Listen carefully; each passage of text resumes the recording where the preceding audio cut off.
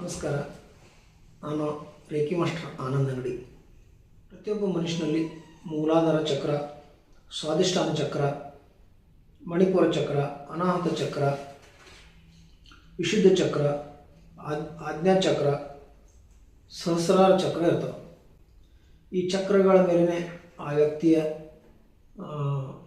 ಭವಿಷ್ಯ ನಿರ್ಧಾರ ಆಗ್ತದೆ. ಎಲ್ಲ ಚಕ್ರಗಳು ಆ್ಯಕ್ಟಿವ್ ಆಗಿದ್ದು ಅಂದರೆ ಆ ಮನುಷ್ಯನ ವ್ಯಕ್ತಿತ್ವ ಭಾಳ ಉನ್ನತವಾಗಿರ್ತೈತಿ.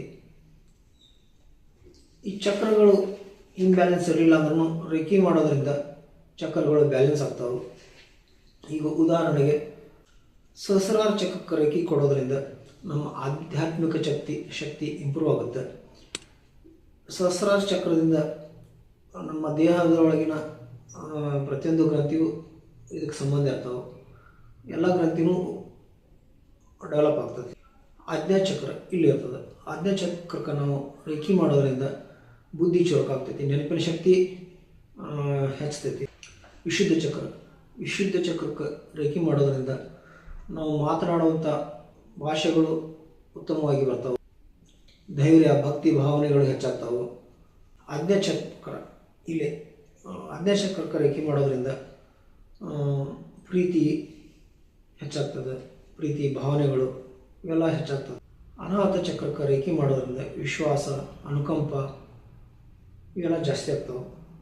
ಅನಾಹತ ಚಕ್ರದಿಂದ ರೇಖಿ ಮಾಡೋದ್ರಿಂದ ಆಂತರಿಕ ಜ್ಞಾನ ಜಾಸ್ತಿ ಆಗ್ತೈತಿ. ಮಣಿಪುರ ಚಕ್ರಕ್ಕೆ ರೇಖಿ ಮಾಡೋದ್ರಿಂದ ನಾವು ಡಯಾಬಿಟಿಸ್ ಕಂಟ್ರೋಲ್ ಮಾಡ್ಬೋದು. ಸ್ವಾಧಿಷ್ಠಾನ ಚಕ್ರಕ್ಕೆ ರೇಖಿ ಮಾಡೋದ್ರಿಂದ ಮಲಮೂತ್ರಗಳು ಸರಿಯಾಗಿ ವಿಸರ್ಜನೆ ಆಗ್ತವೆ, ಲೈಂಗಿಕ ಶಕ್ತಿ ಜಾಸ್ತಿ ಆಗ್ತದೆ.